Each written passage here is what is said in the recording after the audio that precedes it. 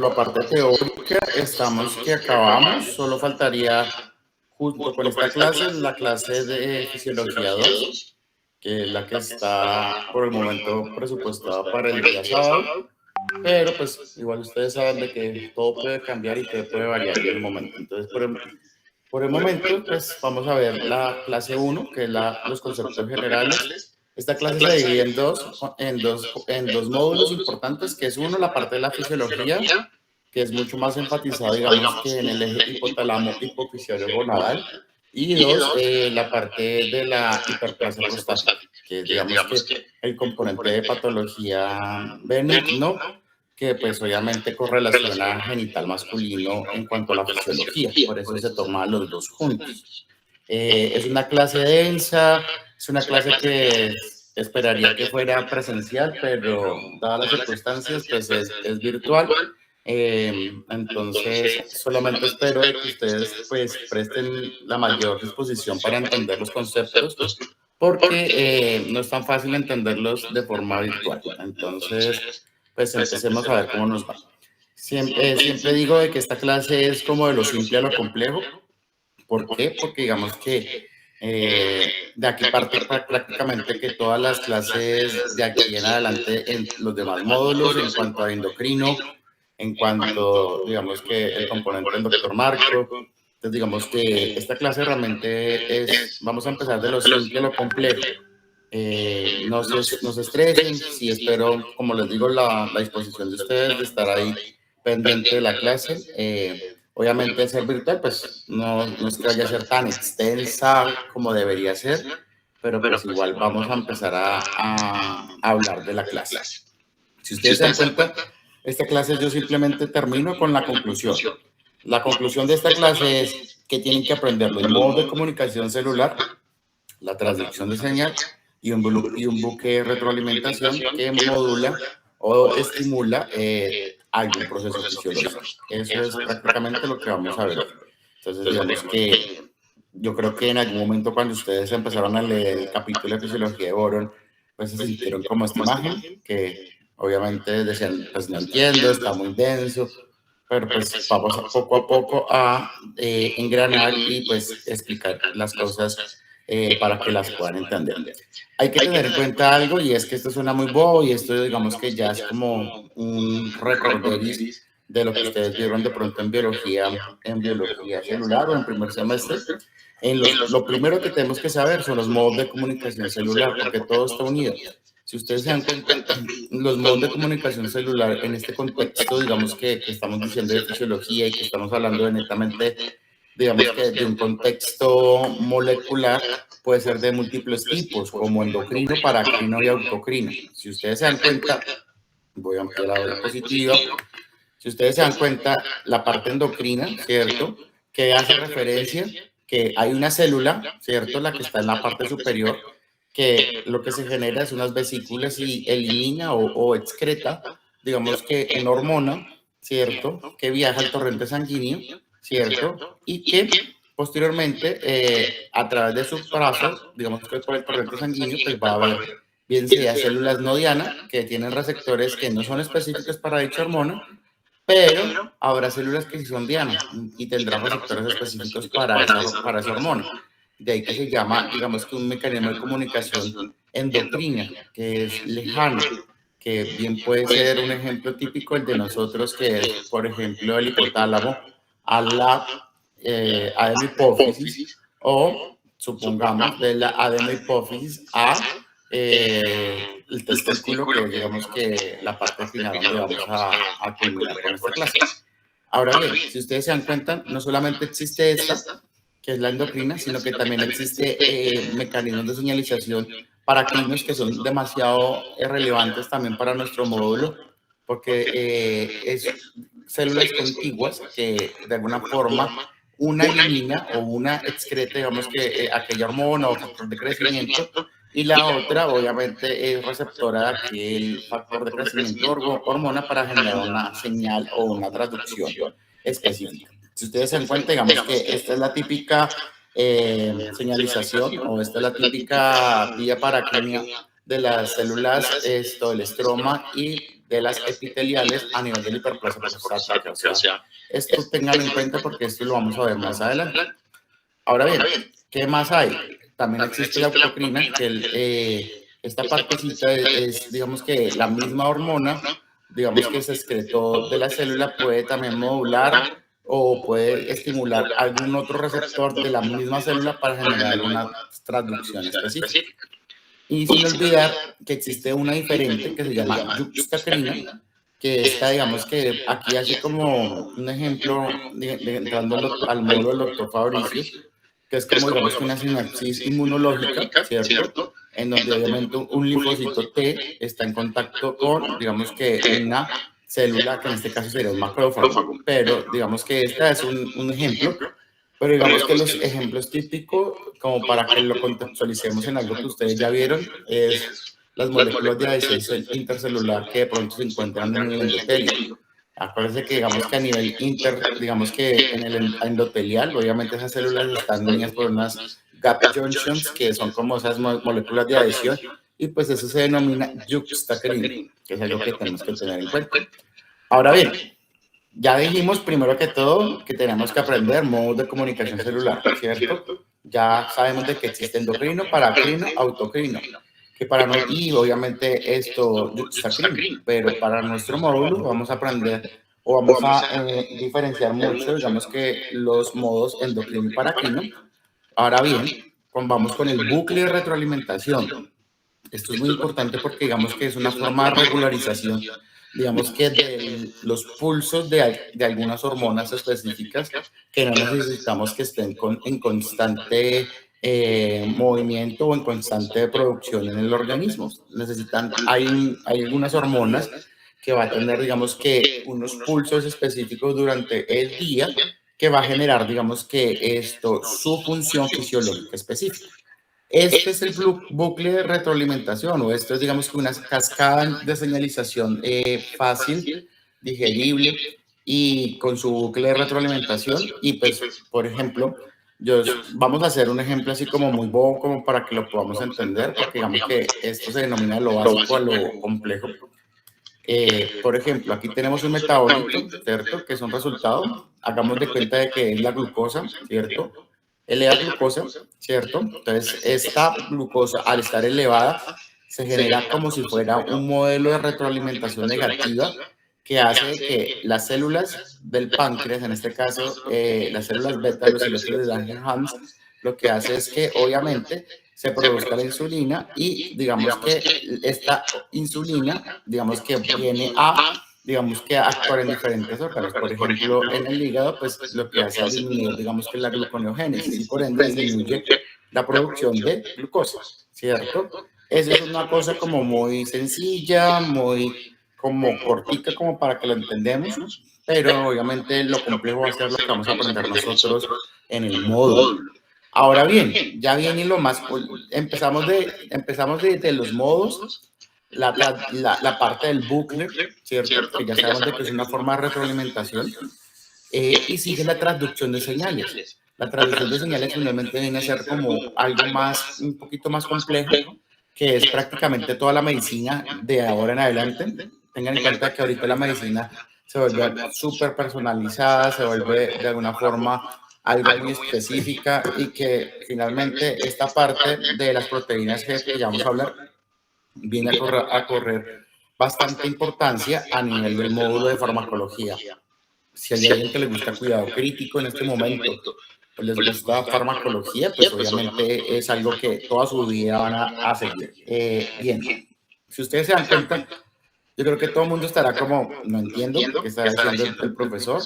Simplemente tengan en cuenta algo, y es que para que ocurra, digamos que esa traducción o esa generalización de señal a través de un receptor y una hormona, pues obviamente existe que ese receptor sea de múltiples, digamos que configuraciones. Si ustedes se dan cuenta, existen receptores de canales iónicos regulados por ligando, receptores acoplados a proteínas G, catalíticos, nucleares y que sufren por excisión. Pónganle cuidado. Esto no es que, digamos que tenemos que aprendérnoslo de forma exacta. Simplemente yo les voy a decir que lo que está en azul es lo que tienen que aprenderse. Tienen que saber con exactitud, porque esto ha sido preguntas del vocabulario oral en cuanto, digamos, que los mecanismos de traducción de señales y terminan diciendo de que las hormonas esteroideas, como en este caso por ejemplo, testosterona, es receptores acoplados a proteína G, sabiendo que desde hoy vamos a aprender de que eso es un receptor nuclear. Entonces, es algo que por favor no vamos a cometer el error de ahora. Yo simplemente recopilo en mi mente todos los errores que han dicho en modulares pasados y siempre repito, digamos, que los errores para que ustedes los escuchen y pues obviamente esperar de que a través del error pues ustedes no vayan a comentar, digamos, que digamos, que error, porque pues la idea es que mejoren en estos aspectos.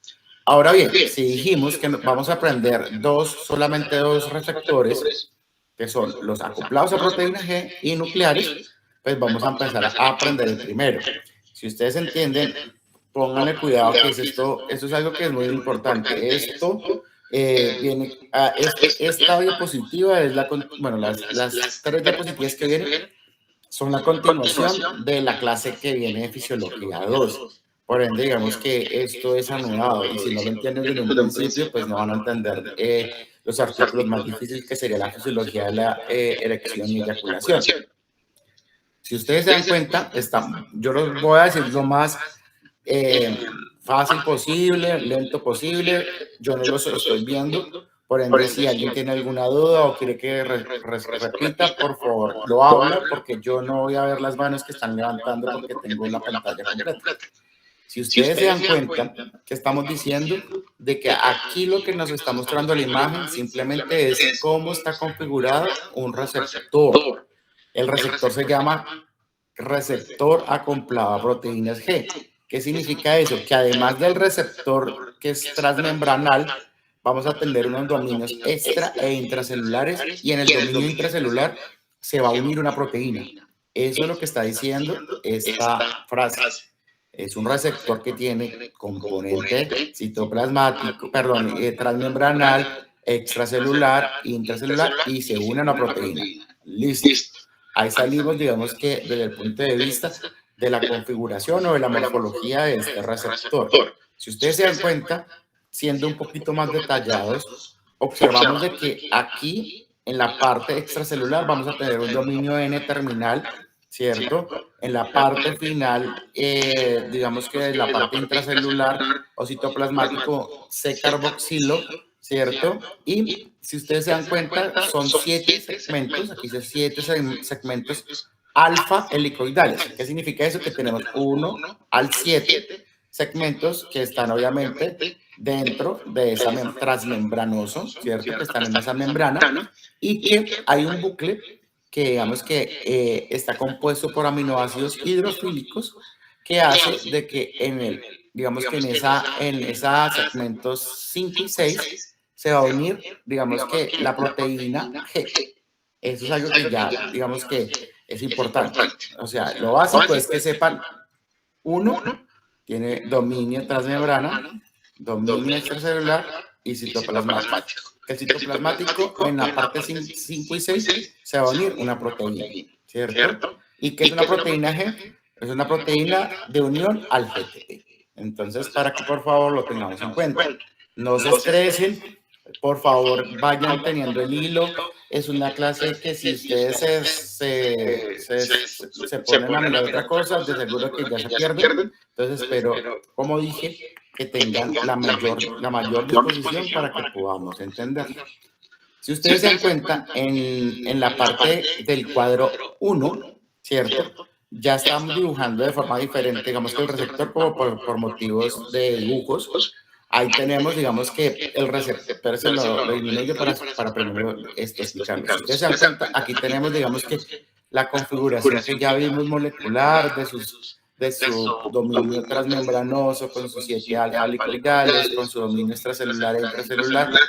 Pero aquí lo vamos a dibujar como si fuera, no sé, dejémoslo como una manzana, no sé, una pera verde ahí. Entonces, tenemos el receptor, ¿cierto? ¿Y qué pasa? Que en estado de reposo, obviamente, la proteína G, ¿cierto? Va a estar unida al GTP. Pónganle cuidado que se le va sumando cositas a esta parte.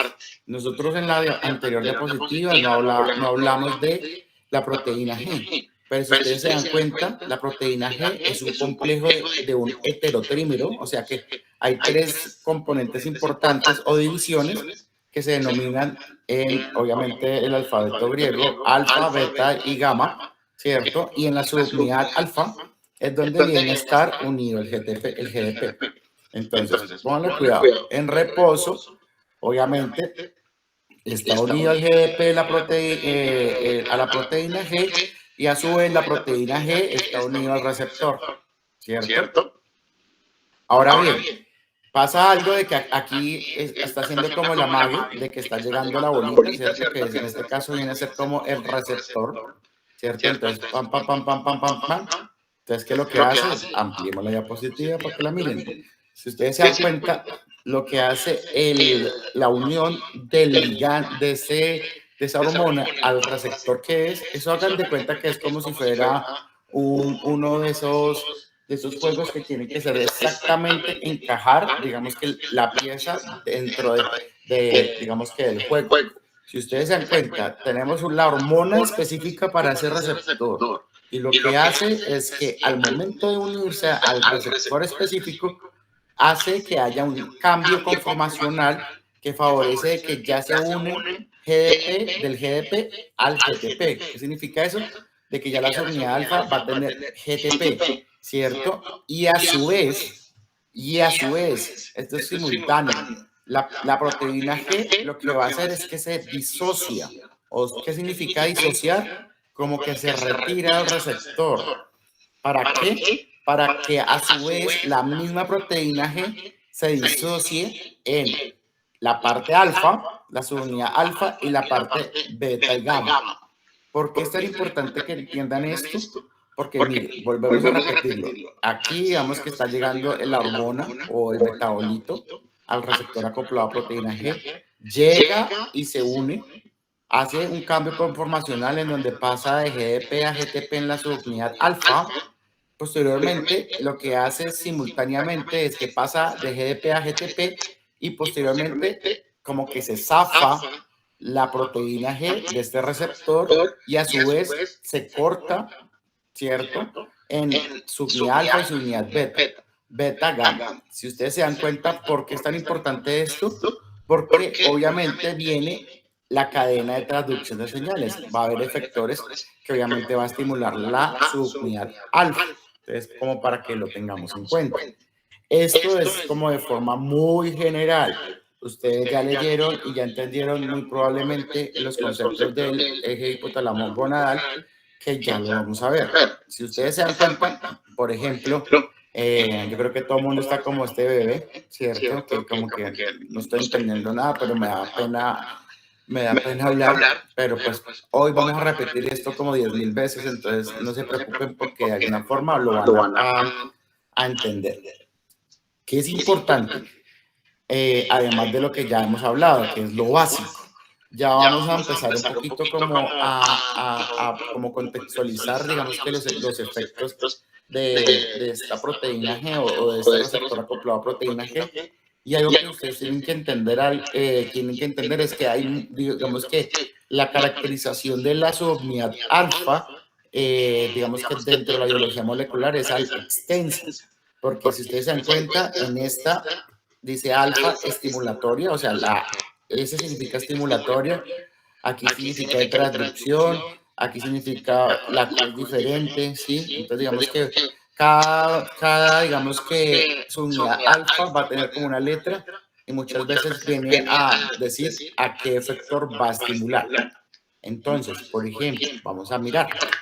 Si ustedes se dan cuenta, en el espacio hipotético de la figura A, lo que estamos diciendo es que tenemos un receptor acoplado a proteína G que es de color naranja. No lo estoy señalando porque ya está ampliada la imagen.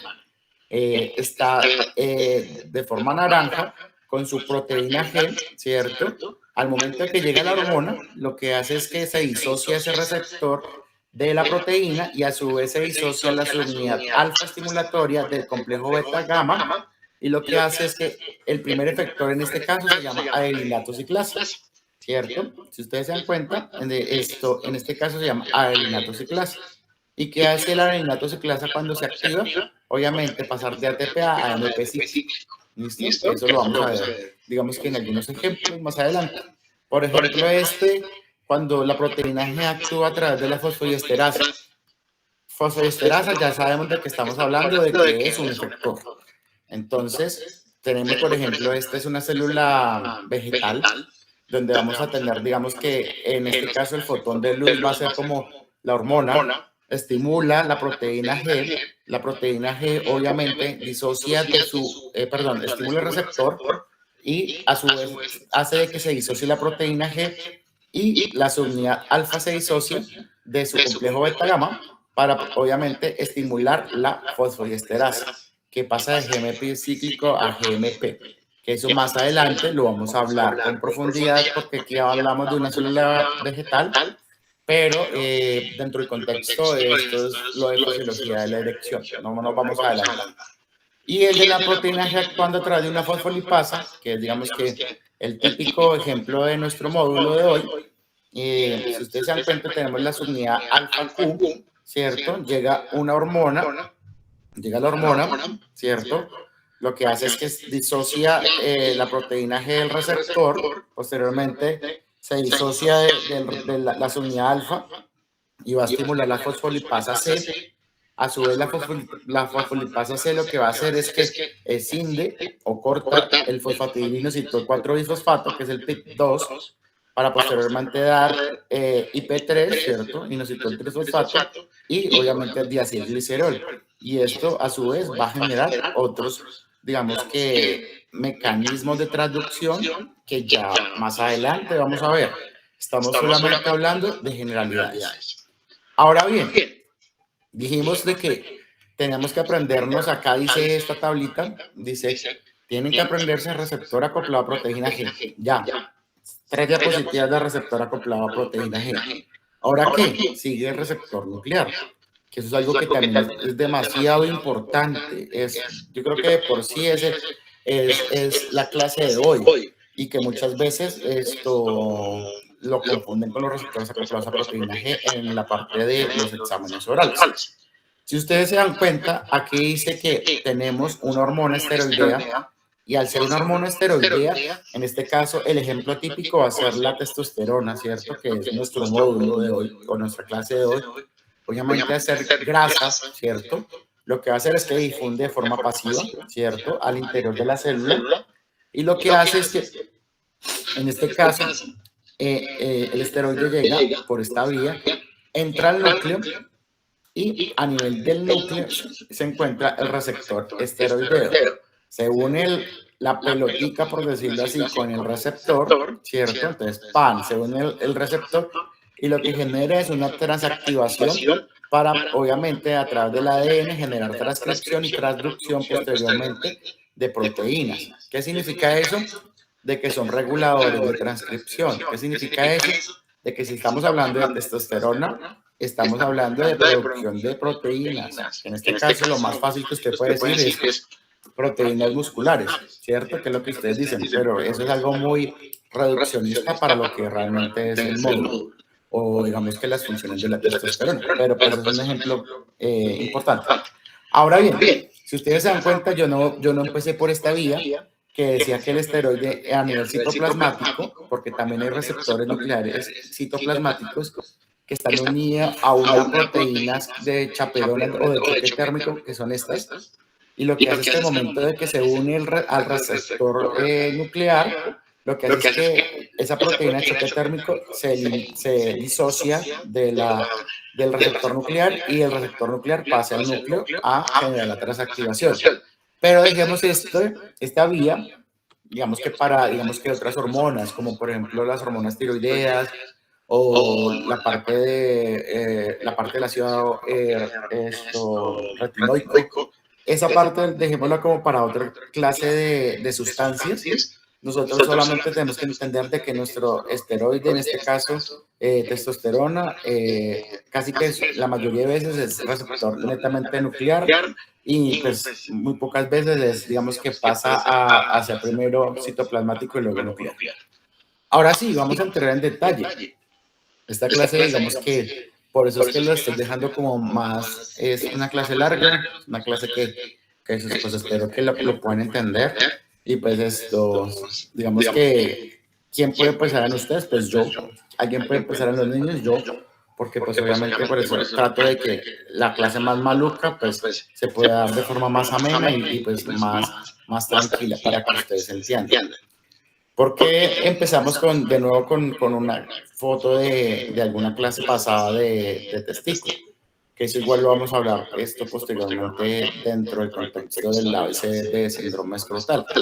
Si ustedes se dan cuenta, ¿por qué es tan importante? Porque yo ya les comenté desde el punto de vista anatómico la fijación, ¿cierto? Les comenté, digamos, que cómo está compuesto, digamos, que ese testículo y cómo pasa desde un túbulo seminífero, ¿cierto? Hasta el epididimo y cómo es el transcurso de los espermatozoides. Es algo que, digamos, que es netamente importante desde el punto de vista de la parte de, si estamos hablando de espermatogénesis o de la fisiología de la eyaculación. Pero, ahí viene el pero, nosotros no hablamos algo que es muy importante. El túbulo seminífero, que en este caso ya estamos diciendo que es una rectúbula contorneada y que está hiper mega compacta a nivel, digamos que de esa cápsula o esa túnica albuginia, que parece que existiese pirámides de estos túbulos seminíferos, no solamente están compuestos de espermatozoides. Si ustedes se dan cuenta, si hacemos, digamos que un corte seccional de este túbulo seminífero, lo que vamos a observar son diferentes tipos de células. En este corte transversal, lo que estamos observando es células como los espermatozoides, ¿cierto? Uno. Dos, ustedes observan unas células grandes, verdes, que es prácticamente todos los túbulos seminíferos, que hace como la composición del túbulo seminífero, y se llaman células sustentaculares o células de Sertoli, que es, digamos, que lo que más digamos que se conoce, células de Sertoli. Y unas células que son estas, que son las células cafecitas, que son células intersticiales o células de Leydig. Hay que tener en cuenta de que tenemos tres tipos. Si en algún momento les sale esta pregunta, pues obviamente tenemos tres tipos de células, ¿cierto? Dentro del túbulo seminífero.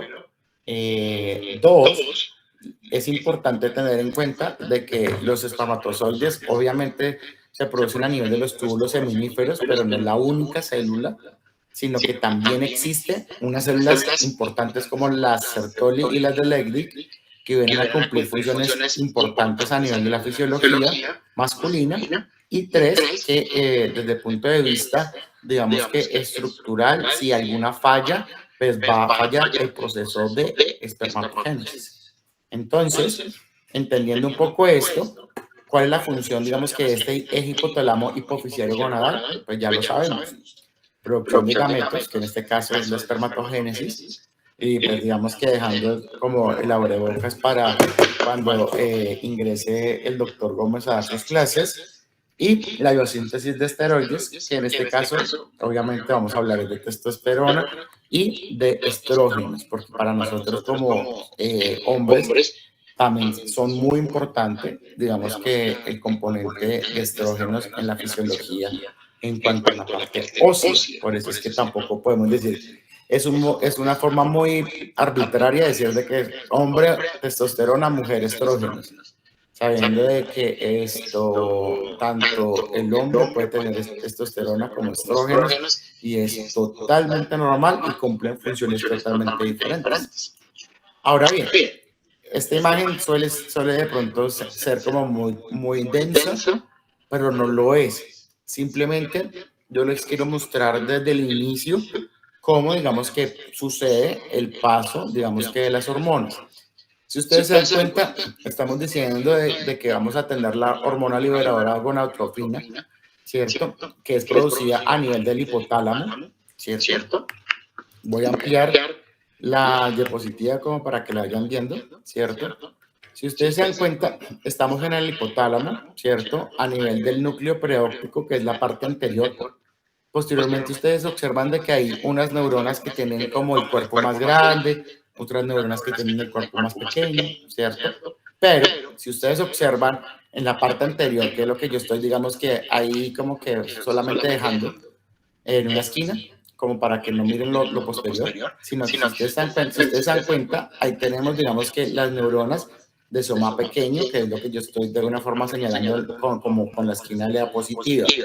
¿Qué pasa? Esas neuronas de soma pequeño es donde se produce la hormona liberadora de gonadotropinas. Ahora bien, sabemos de que son de soma pequeño, de cuerpo pequeño, pero los axones son largos. Y lo que pasa es que a nivel de, como ese quiasma óptico, lo que se va a generar es que a nivel de la eminencia media hay una red vascularizada que hace de que lo que yo subrayé como rojito es como el paso, digamos que de esta hormona a la adenopófisis. Entonces, si ustedes se dan cuenta, llegamos aquí a la adenopófisis, o sea, salgámonos, perdón, acá.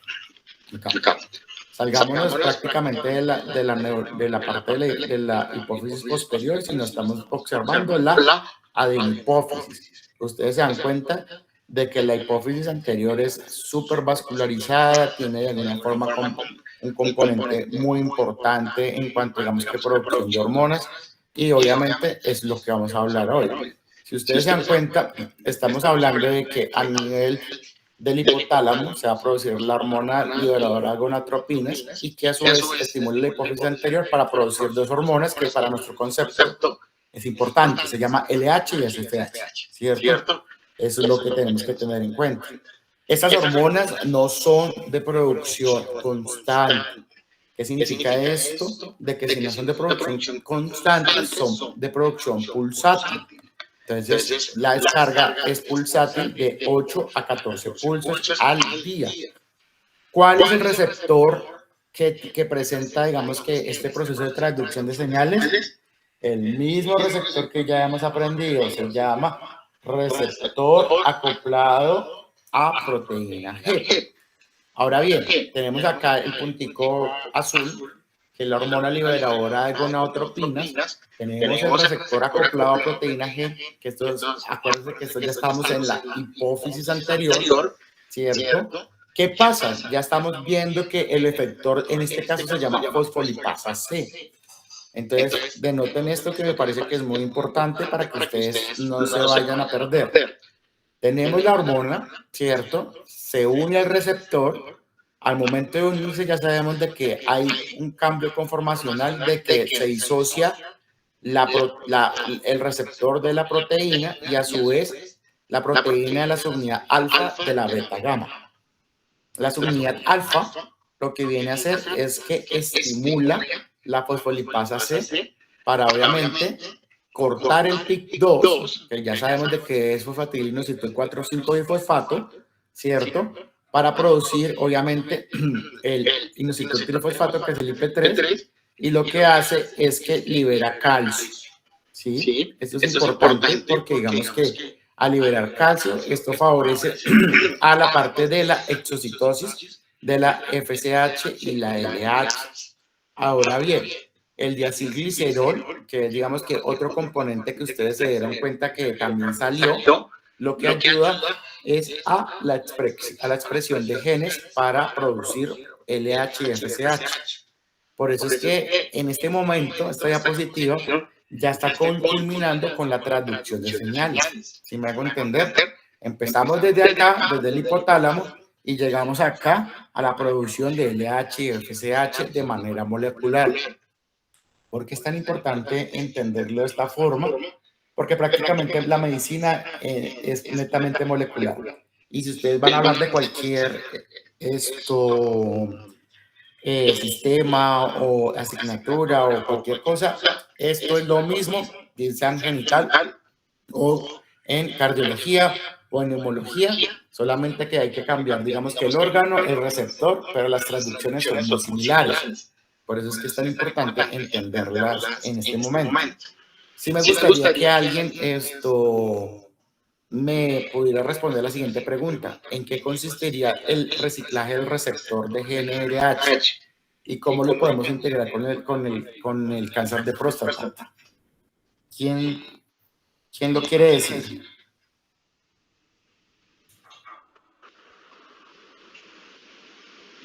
¿Alejandro está? La profe, buenos días. Sí, señor. De pronto, ¿qué podemos decir de ese reciclaje del receptor? Pues yo consideraría que ese receptor en el cáncer de próstata, pues se vería afectado y digamos que generaría como más, ¿cómo explicarlo? No lo organicé bien. ¿Quién le quiere ayudar? ¿Quién? No lo dejan morir. Profe, el reciclaje, el reciclaje de ese receptor se basa en básicamente como hacer una interiorización del receptor y posteriormente este receptor que inicialmente se interiorizó se vuelve a exponer en la membrana para volverse a utilizar. Pero esto sucede de manera pulsátil. Es decir, que esto es, bueno, eso es posible más bien por la descarga pulsátil de la hormona liberadora de gonadotropina. Sí, Porque digamos que eso es como un tiempo, digamos, es como una ventana que le permite a la célula poder otra vez sacar estos receptores pues a la membrana. Eso, muy sí, bien. ¿Quién está hablando? Discúlpeme. sí, sí, esto es, digamos que si fuera constante esta hormona, pues pegando a los receptores, con el tiempo pues había una desensibilización, es decir, que estos receptores no se reciclarían, se interiorizarían y no saldrían más, pero eso es Claro, posible por la pulsátil. muy bien. Tengan en cuenta algo, muchachos, de que llega la hormona y pues ya el receptor se utilizó, ¿cierto? Entonces, ¿qué pasa? De que él ingresa a la célula, se degrada por los lisosomas, ¿cierto? Para obviamente utilizarlo, sus componentes, aminoácidos, en otras funciones, pero algunos receptores vuelven otra vez, digamos que a la superficie, como para suplir esa necesidad. ¿Qué pasa cuando dijimos que de pronto con el cáncer de próstata? Ya sabemos que, tengamos en cuenta algo, el cáncer de próstata la mayoría de veces es dependiente de testosterona, ¿cierto? Y de alguna forma, ¿qué hormona en la hipófisis anterior es la que estimula la producción de testosterona? La LH, ¿cierto? Entonces, si damos, digamos que análogos en cuanto a medicamentos de esta hormona que estamos generando, de que estamos como que sobreestimulando estos receptores y a su vez como llenándolos en su totalidad. Y obviamente si se llena, se para, digamos que de alguna forma la producción de la LH en este caso, y si se para la producción de la LH, pues no va a haber testosterona, y si no va a haber testosterona, pues obviamente, digamos que el cáncer de próstata no avanza. Por eso es que digamos que es una diana importante entender este receptor, porque desde el punto de vista farmacológico, los análogos del GnRH se utilizan para cáncer de próstata hormonosensible. Entonces, para que por favor lo tengan en cuenta, y es una analogía o una integración súper bonita porque es lo que estamos viendo en el módulo, para que lo tengamos en cuenta. Ahora bien, muy bien lo que los dos estudiantes o el estudiante que habló.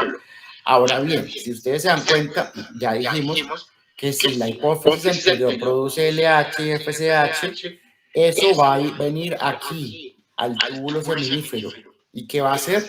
Si hablamos de la FSH, ella lo que va a hacer es que va a estimular a la célula de Sertoli, ¿cierto? A múltiples funciones, ¿cierto? Que ya los vamos a hablar. También, si hablamos de la LH, viene a las células de Leydig, ¿cierto? Acá a las intersticiales, y vienen a qué? A hacer una función importante que serían los andrógenos. Entonces, esta imagen es como la imagen más fácil de entender, digamos que el proceso de señalización o el proceso de lo que vamos a hablar ahorita más adelante, porque digamos que esta parte de la célula Sertoli también es muy importante para la célula de Leydig y viceversa.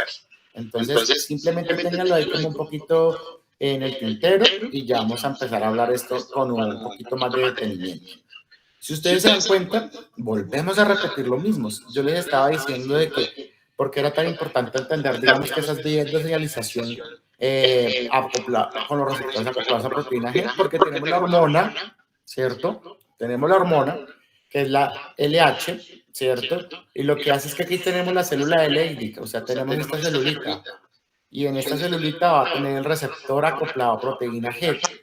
Y esto que dice GS significa, no se vayan a confundir, que es la proteína G con su división alfa estimulatoria. Y si ustedes se acuerdan, cuando nosotros hablamos en la primera diapositiva, aquí hay una alfa estimulatoria que dice que esta está asociada a la de la ciclasa. Entonces, denoten, digamos que esa parte de que tenemos la adelinatociclasa, ¿cierto? Estimula el adelinatociclasa, esa división alfa estimulatoria, y lo que va a hacer es que pasa de ATP a AMP cíclico, y obviamente esto estimula la PKA, ¿cierto? Que en sí lo que va a generar esta PKA es ayudar a la síntesis de proteínas. Pero pónganle cuidado que esto es lo que más me interesa. Si ustedes se dan cuenta, lo que estamos haciendo es que estamos pasando de la LH a la generación de síntesis de proteínas, ¿cierto? Pero en este caso, como estamos hablando de la LH, estas proteínas vienen a ser enzimas. ¿Por qué? Porque son las enzimas que vienen a estar involucradas del paso del colesterol a la testosterona. O sea, digamos que en sí no es que la LH forme la molécula de testosterona. Es una forma mal dicha. Realmente lo que uno tiene que decir es que la LH lo que genera son, digamos que la traducción de nuevas proteínas, que en este caso va a ser enzimas, que son vitales para el paso del colesterol a la testosterona. Y punto. Es fácil. Esta partecita, dejémoslo en el tintero, porque aquí digamos que lo vemos muy superficial, pero esto más adelante les voy a explicar una cosa que me parece que también es relevante. Ahora bien, si ustedes se dan cuenta, tenemos la célula de Sertoli, ¿cierto? La célula de Sertoli es lo mismo. Si ustedes se dan cuenta, FSH, ya no vamos a hablar de LH, sino de FSH, receptor acoplado a proteína G, ¿cierto? Su unidad alfa estimulatoria, que hace que se una o que estimule la adelinatociclasa para que pase de ATP a AMP cíclico y estimule la proteína quinasa A, para obviamente ingresar al núcleo y empiece la síntesis de proteínas. Ya no vamos a decir que son enzimas para la producción de testosterona, porque no es la célula de Leydig, sino es la célula de Sertoli. ¿Y la célula de Sertoli qué puede producir en proteínas? Inhibinas, proteínas unión de andrógenos, aromatasa, que es otra enzima, factores de crecimiento. Entonces, vamos a hablar una por una porque me parece que es importante para que ustedes entiendan el concepto como que está interrelacionado estas dos células.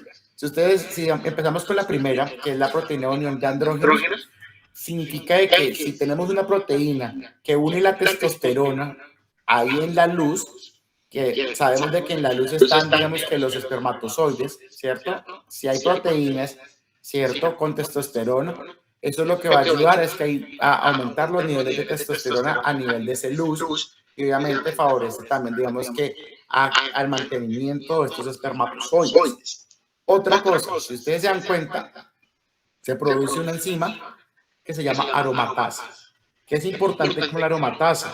Mire, pasa de testosterona a estradiol. Y ya vamos a ver más adelante por qué es tan importante el estradiol en el hombre. O sea, nosotros no solamente podemos decir que para nosotros es importante la parte de la testosterona, sino que nosotros también tenemos que decir que la parte de la testosterona junto con el estradiol es importante para bienestar físico, podemos decirlo, y ya se van a dar cuenta por qué.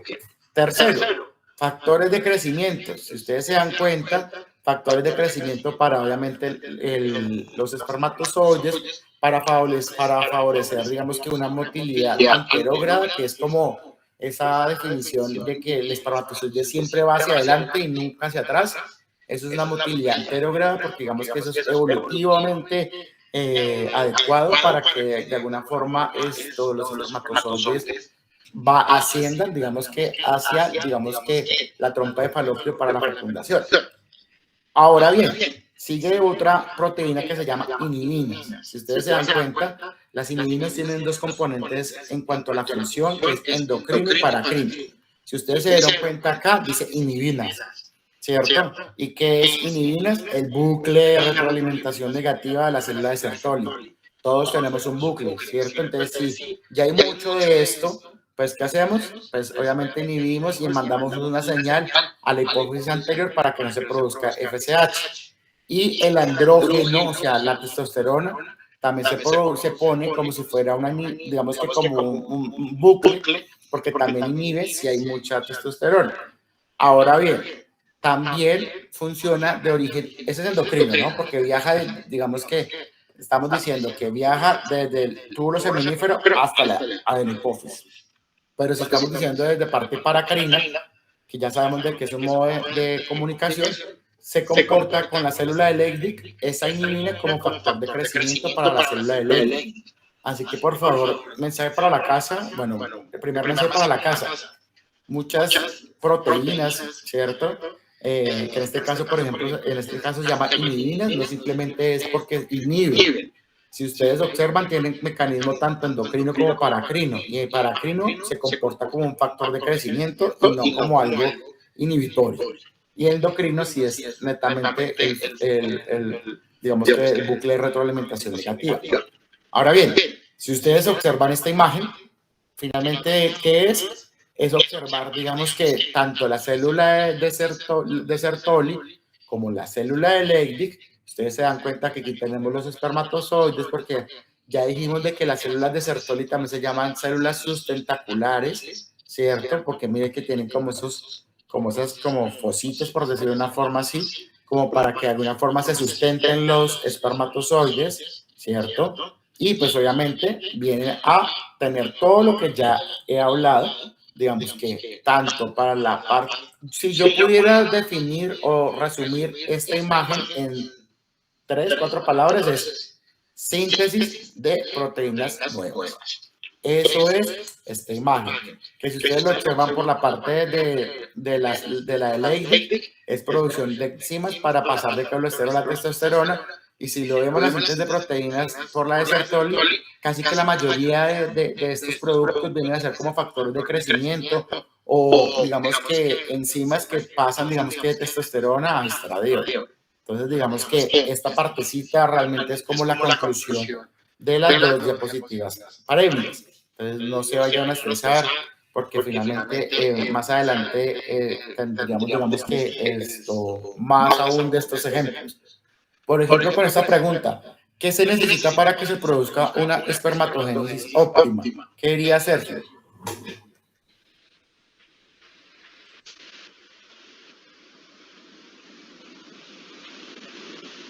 ¿Sí está Sergio?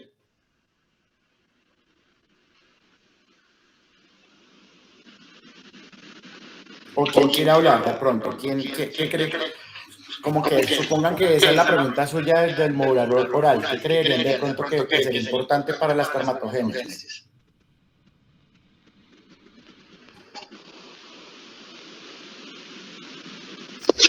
Profe, pues yo creo que uno tendría que estar muy bien el eje hipotalámico hipoficiario, porque pues estamos diciendo que la hormona gonadotropina pues se estimula de una manera pulsátil, tiene que ser así, porque o si no se estimula o si se sobreestimula, pues creo que no habría una adecuada espermatogénesis. También tanto las células de Sertoli como las células de Leydig tendrán que estar funcionales porque ellas son las que nutren y pues van a sostener. Y también la testosterona debe tener intratesticular, debe estar como elevada, y una temperatura adecuada, ya que tú nos venías diciendo en cada clase de que tiene que tener una temperatura óptima, que es creo menos 2 grados de la temperatura corporal normal. Bien, bien, la verdad súper bien, sería un 5 clamado si fuera la respuesta de ella a esta pregunta en un oral. Y pues esto, y anuló mucho la temperatura porque ya lo vamos a hablar en esta clase, porque la parte de la temperatura no se desliga con solamente la clase que vimos inicial. Lo que dijo Sion, que es importante, los dos tipos de células tienen que estar íntegras, tanto Leydig como Sertoli, porque son novia y novio. Sin novio y novio, pues no puede haber nada, ¿cierto? No puede haber, en este caso, digamos que los espermatozoides bien. La gonadotropinas, ¿cierto? La FSH y la LH, porque si no se estimulan los novios y novias, pues no va a haber, digamos que aquella factor de crecimiento y pues obviamente los andrógenos. Y el andrógeno, que en este caso será la testosterona, y si sumado con lo que digo, la temperatura es netamente importante, pero dejémoslo acá también en el tintero porque en esta presentación más adelante la hablaré. Esta imagen, si ustedes se dan cuenta, simplemente estamos diciendo el bucle de retroalimentación.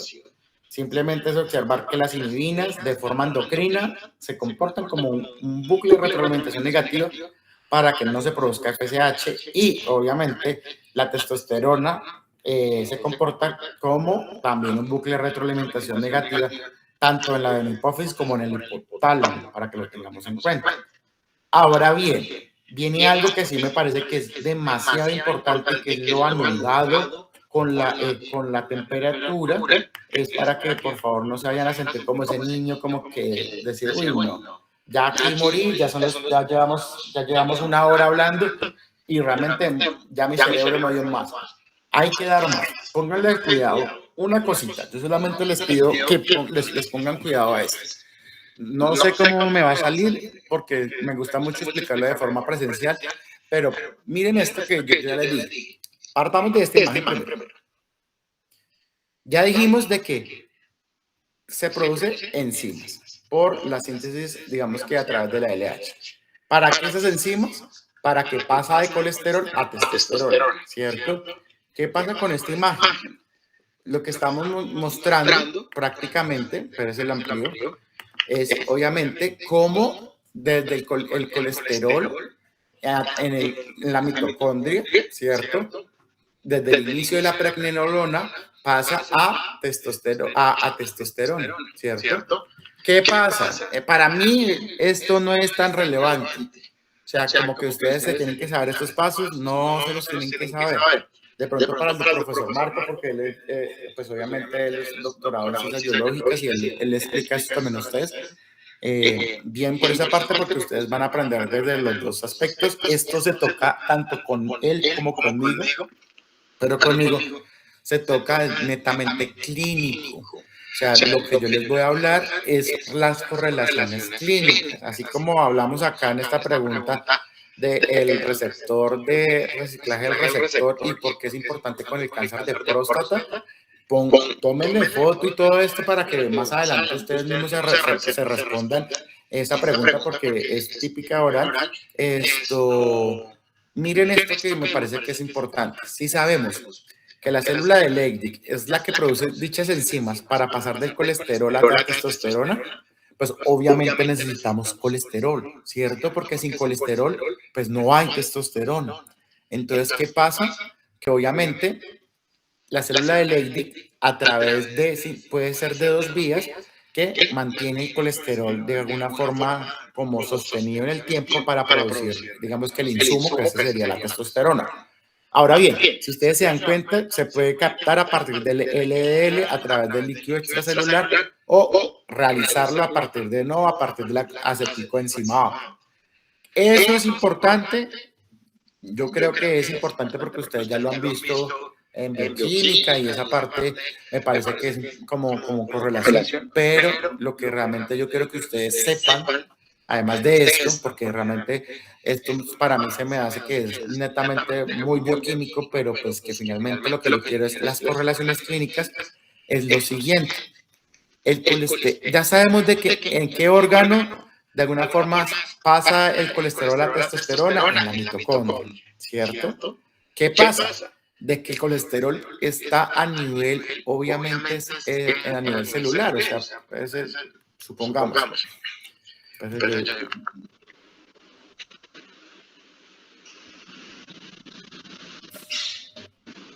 Acá. Por ejemplo, esta bolita es un colesterol, ¿cierto? Y ¡pam! Pasó acá, ¿cierto? Pero la mitocondria está acá, ¿cierto? Eso es la mitocondria, ¿cierto? Ahora bien, el colesterol está acá, pero la mitocondria está acá. Entonces, obviamente, el colesterol necesita una proteína que es como si fuese el taxi, como un taxi que lleve el colesterol a la mitocondria, ¿cierto? Entonces, ahí es donde viene esta analogía.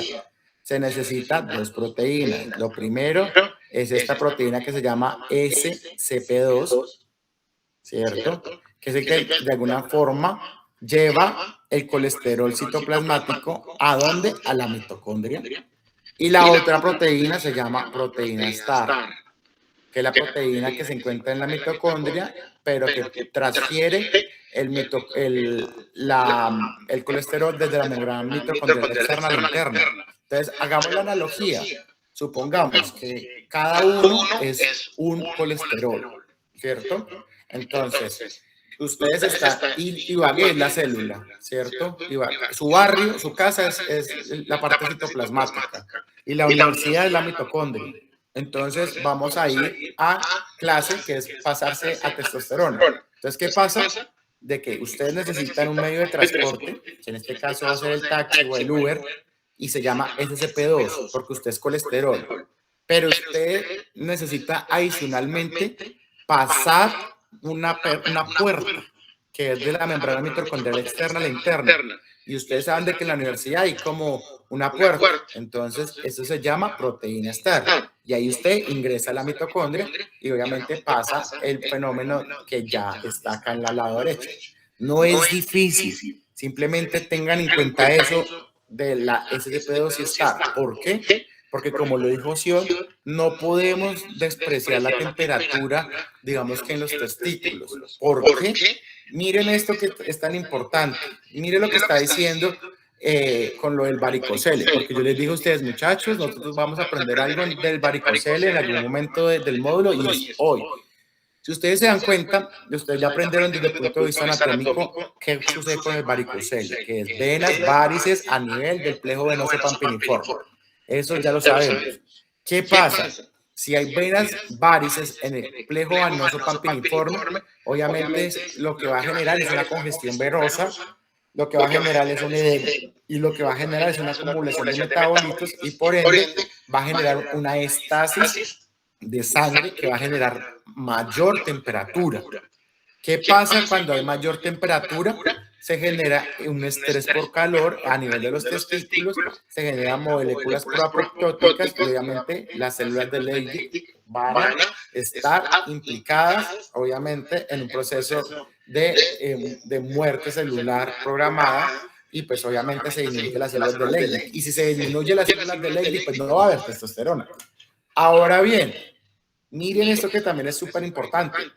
Esto dice el estrés oxidativo de todo lo que está ocurriendo por las dichosas venas varices en el testículo, que genera radicales libres.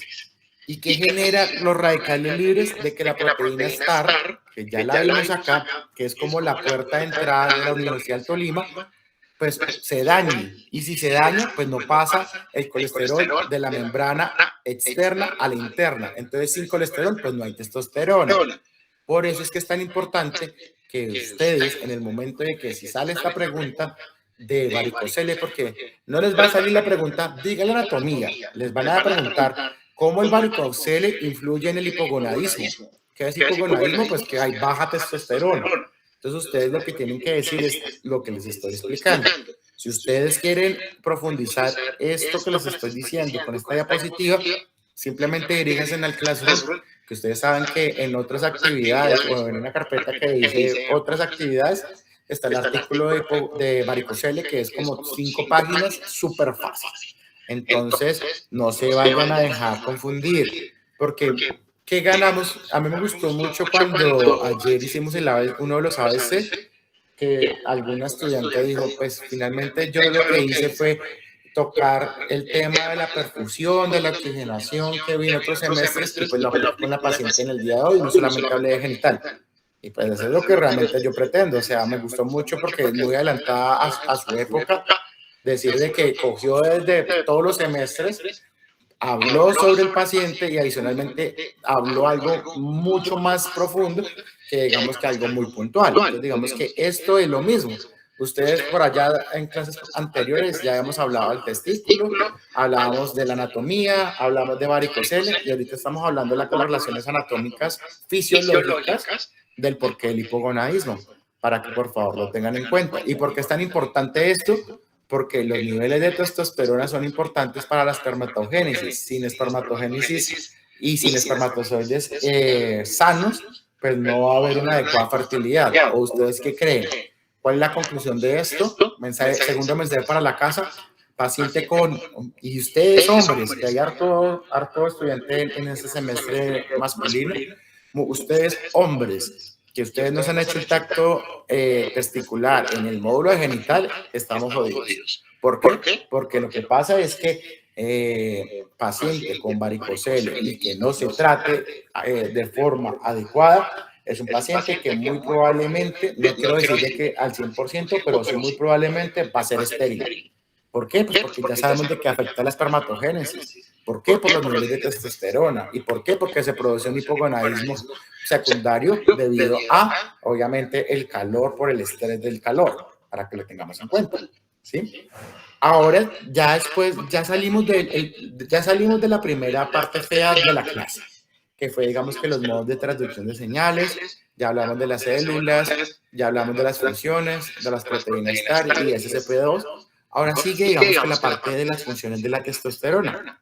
O sea, si ustedes se dan cuenta, nosotros quedamos en este. Acá estamos, testosterona. Y eso esta clase debería no llamarse fisiología 1, sino debería llamarse testosterona 1. ¿Por qué? Porque es que de eso es lo que vamos a hablar. Si ustedes se dan cuenta, la testosterona es netamente importante y ya sabemos de que la mayoría se produce en los testículos. Pero obviamente no significa que en otros lados no se produzca. Se produce muy pocas concentraciones en tejido adiposo, piel, corteza suprarrenal, ¿cierto? La parte de producción de la testosterona permanece constante de los 25 a 70 años. Posteriormente, descienden los niveles de testosterona y por ende, digamos que empieza el paciente a sentir lo que la gente denomina andropausia, que obviamente disminuye los niveles de testosterona y por ende empieza a generar, digamos que, más predominio de estrógenos en cuanto a sus síntomas. ¿Listo?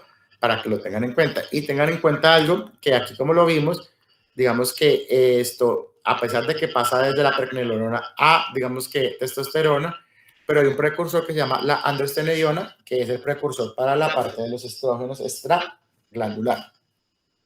Miren esto que me parece muy importante. Y lo voy a decir de forma más despacio, porque esta diapositiva realmente tenemos que tenerla clara. Ahora bien, miren lo que estamos diciendo.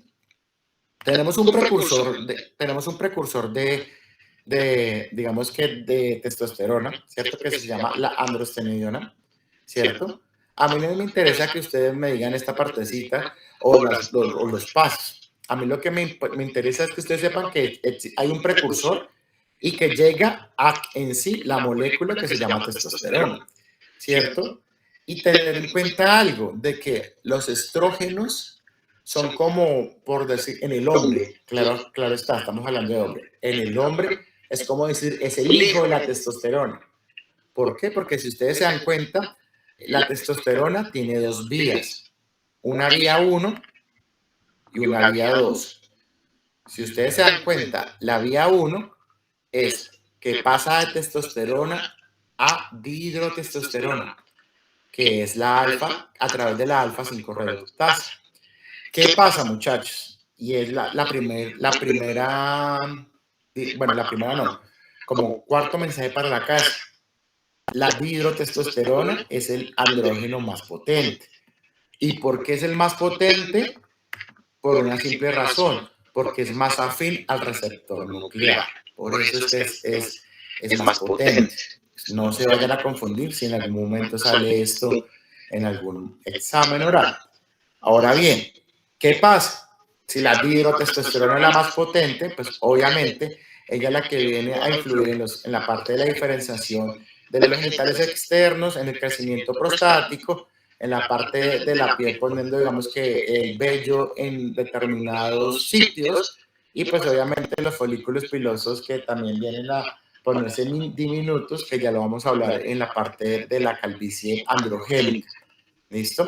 ¿Y qué significa eso? También que aumenta y mantiene la masa y la fuerza muscular. Un hombre, digamos que en el proceso de desarrollo, sabemos de que empieza a generar más músculo que una mujer, es porque hay síntesis de proteínas. Y estamos diciendo que es ¿por qué? Por la testosterona. Punto. Ya, ahí salimos, digamos que desde el punto de vista fisiológico. Pero denoten la segunda vía. Yo les dije a ustedes, la testosterona es como si fuera la hija de los estrógenos. Si ustedes se dan cuenta, vamos a estar acá en la segunda vía y ya sabemos de que la aromatasa se produce a través de las células de Sertoli, ¿cierto? Entonces, ¿qué pasa? Si tenemos testosterona, también una vía de transformar esa testosterona no en dihidro, sino en estradiol. Y es muy importante porque los estrógenos en el hombre, esto es importante y espero que lo estén anotando, lo grabando, no sé lo que sea, pero esto es típico pregunta no solamente de examen de parcial de nosotros, sino de residencia, son preguntas típicas de examen de residencia. Los estrógenos en el hombre lo que ayudan es a la prevención de la reabsorción ósea, y si ayudan a la prevención de la reabsorción ósea significa que no va a haber la parte de osteoporosis, y aumenta la densidad mineral ósea, ayuda a la fusión epifisiaria, ¿cierto? Para que por favor lo tengan en cuenta. Entonces, si ustedes dicen estrógenos, netamente es esto una como función netamente ósea versus dihidrotestosterona que podría ser muscular. ¿Listo? Ahora bien, pónganle cuidado, que esto es algo que es muy importante. Para que la testosterona o la dihidrotestosterona llegue al músculo, llegue a la médula ósea, llegue a los eritrocitos, llegue a donde sea, donde se necesite, obviamente ella necesita viajar. Haga de cuenta de que hacemos el mismo ejemplo. Acá tenemos aquí la testosterona, ¿cierto? Pero ya dijimos que la testosterona, ¿qué es? Es una hormona esteroidea y que decimos que es grasa. Es grasa, ¿cierto? Si es grasa, significa que no es soluble, entonces no podría viajar por sí sola por el torrente sanguíneo. Entonces, ¿qué le toca? Le toca a la testosterona estar unida a una proteína. ¿Listo? Entonces, ¿qué es lo que estamos diciendo acá? Que la testosterona, casi que la mayoría de su porcentaje está de alguna forma transportada por proteínas. Eso es lo que tenemos que tener en cuenta. Ahora bien, si ustedes se dan cuenta qué proteínas son las que están de alguna forma involucradas, va a estar la proteína globulina ligadora de hormonas sexuales y la albúmina y la globulina ligadora de corticoides. Y el 2% aproximadamente, claro está, aproximadamente del 2 al 5% circula libre, ¿listo? Sin unirse a proteínas. Entonces yo les hago una pregunta. Si solo la testosterona libre es la activa, porque el cuerpo no la mantiene toda libre.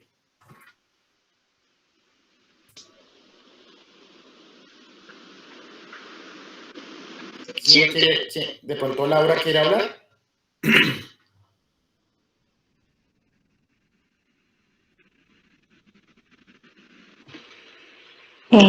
Yo, profe. Listo.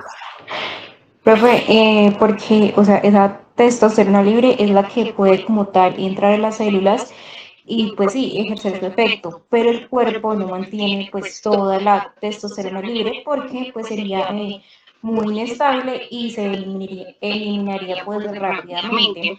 Aparte de eso, pues la mayor como parte sí viaja unida pues a lo que son proteínas, no sé si principalmente como a la albúmina, ¿sí? Y pues estas proteínas funcionan es como una especie de reserva y pues mantienen esa testosterona disponible en la sangre y pues van a permitir pues que se libere cuando sea necesario. Perfecto, no, bien. ¿Cómo es tu nombre? Que es que no estoy viendo el... Jimena. Jimena, bien, perfecto. La verdad es no estoy viendo el Meet, entonces esa es la respuesta.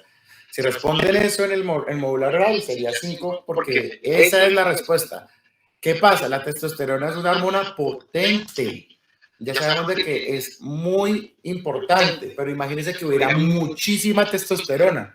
Pues obviamente habría crecimiento del músculo del miocardio, habría hipertrofia ventricular izquierda y pues la gente se moriría más fácil, o habría cáncer de próstata, o habría otras cosas que vendrían, digamos que, a hacer, digamos que, complicaciones por el crecimiento de la próstata, crecimiento de los órganos. Pero por eso es que existe la unión a proteínas como la hormona ligadora de proteínas, de hormonas sexuales y de corticoides y la albúmina, para obviamente tener, digamos que, esa reserva. Acuérdense que haga de cuenta de que la testosterona, como lo dije acá, ¿cierto? Es como si fuera unida a, digamos que a una proteína. Y esa proteína es como si fuera la mamá de ella. Entonces, en algún momento, si quiere dejarla ir, para que cumpla la función específica, pues la suelta, ¿cierto? Pero el resto la tiene unida y manteniendo unida es inactiva. ¿Listo? Para que lo tengamos en cuenta. Ahora bien, es la misma imagen que al inicio dejamos. Si ustedes se dan cuenta, tenemos acá, digamos que la testosterona a nivel, digamos que tenemos el esteroide, ¿cierto? Que es la testosterona. Pasa al citosol, ¿cierto? Y lo que hace es que se une al receptor esteroideo y a su vez este receptor esteroideo activo lo que va a hacer en la cadena de ADN es generar la transactivación para generar transcripción y posteriormente transducción y generar una proteína. Hoy vamos a hablar digamos que de una función muy importante de la testosterona a nivel de la próstata, porque digamos que eso es lo que nos invade el módulo. Pero digamos que ahorita vamos a decir cuáles son las funciones de la testosterona. Si fuera una respuesta, serían las características distintivas del cuerpo masculino.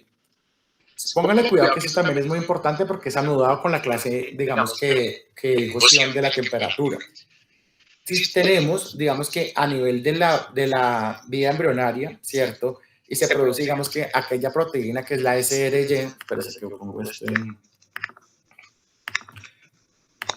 tenemos la proteína SRY, ¿cierto? Que lo que va a hacer es que se diferencie en testículos y no genitales femeninos con los factores de determinación testicular. Ya empiezan los testículos fetales a producir algo de testosterona. Miren, ustedes se dan cuenta, esta imagen fue tomada del Gaton. Entonces lo que hace es que tenemos, digamos que los trimestres de gestación, no tenemos, digamos que todavía tenemos el feto, y si ustedes se dan cuenta, los testículos fetales desde a nivel intrauterino empiezan a generar, obviamente, testosterona. ¿Por qué? Pues porque necesitamos de que haya crecimiento del pene y la glándula prostática en aquel feto. Obviamente, para que empiece a desarrollarse, ¿cierto? Como estos genitales externos y digamos que glándula accesoria como sería la próstata. Posteriormente, miren lo que nosotros hablamos en algún momento en el módulo, que se acuerda que dijimos que criptorquidia era, digamos que los testículos que no descendían y que ocurrían en niños prematuros, ¿cierto? ¿Qué pasa? ¿Cuál es la premisa? Los testículos por lo general descienden al escroto, a la bolsa escrotal, en los últimos 3 meses de gestación. Pero supongamos que el bebé es prematuro, ¿cierto? Entonces, ¿qué pasa? Pues cuando nace no va a tener los testículos en la bolsa escrotal. Entonces va a tener algo que se llama criptorquidia, que no han descendido, ¿cierto? ¿Y qué pasa? La fisiología es muy sabia. Al momento de nacer, el neonato tiene un pico de testosterona. Eso es muy importante. Si ustedes se dan cuenta, mire, tenemos a nivel fetal un pico de testosterona para la morfogénesis del pene y la próstata. Ahora bien, el neonato también tiene un pico de testosterona porque necesita asegurarse de que su testículo se encuentre en la bolsa escrotal. Y la testosterona ayuda a que descienda el testículo. ¿Listo?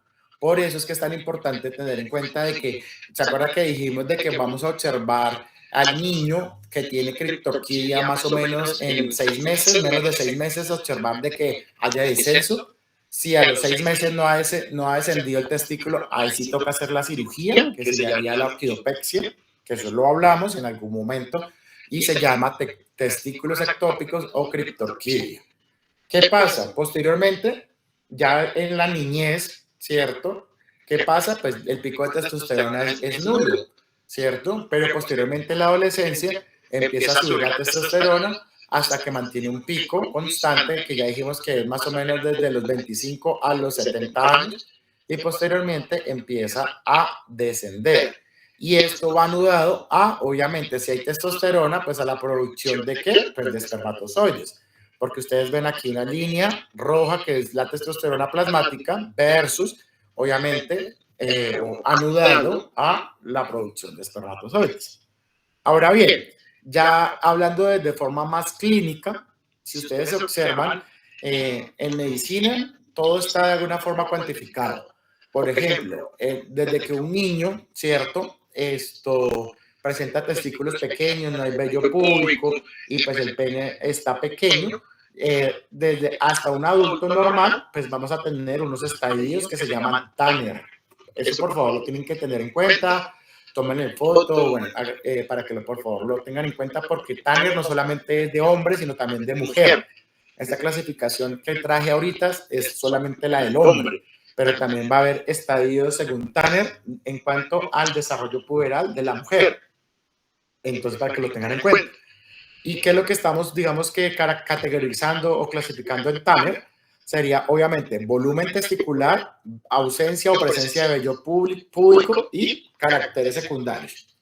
Y obviamente los caracteres secundarios acá hacen referencia a la piel escrotal que se pigmenta, que crece, que el vello púbico sale a nivel del muslo. Entonces, digamos que ahí, de alguna forma, si ustedes se dan cuenta, es como la clasificación dependiendo del estadio de Tanner hasta lo que ustedes están en el momento, porque ya todos están prácticamente en un estadio 5 de Tanner. Pero pónganle cuidado a esto, que es también algo importante. Denoten o observen esta diapositiva porque es algo que no quiero que falle. Miren, la testosterona sí hace un efecto de crecimiento del vello. Eso sí es cierto. Pero miren lo que está diciendo esta diapositiva o digamos que la literatura.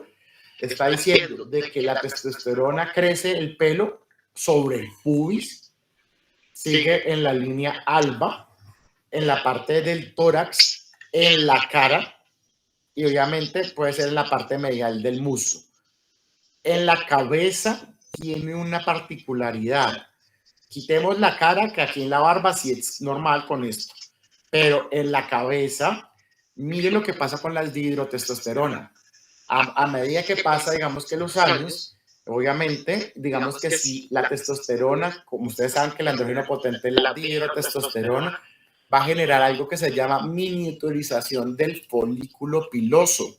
No es como lo contrario, si ustedes se dan cuenta, acá crece en estas zonas dependientes de testosterona, pero acá, en la cabeza, en la parte anterior, lo que hace es que pone más pequeño el folículo piloso. Y si se pone más pequeño el folículo piloso, se vuelve más débil, ¿cierto? Y obviamente es más fácil de que haya calvicie. Entonces, para que lo tengan en cuenta. No sé si a alguna le gusta la dermatología, pero digamos que esta escala, que es la Norwood-Hamilton, es la que se utiliza como para categorizar a los pacientes con alopecia androgénica, pero es algo que simplemente como que lo veamos que esto es, digamos que integrativo, no solamente genital, sino que vamos a hablar de todo.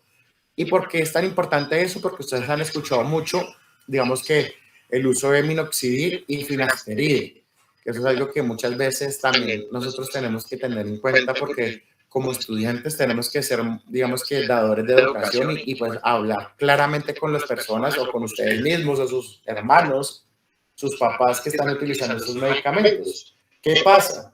La parte de esto del finasteride es un inhibidor de la alfa-5 reductasa.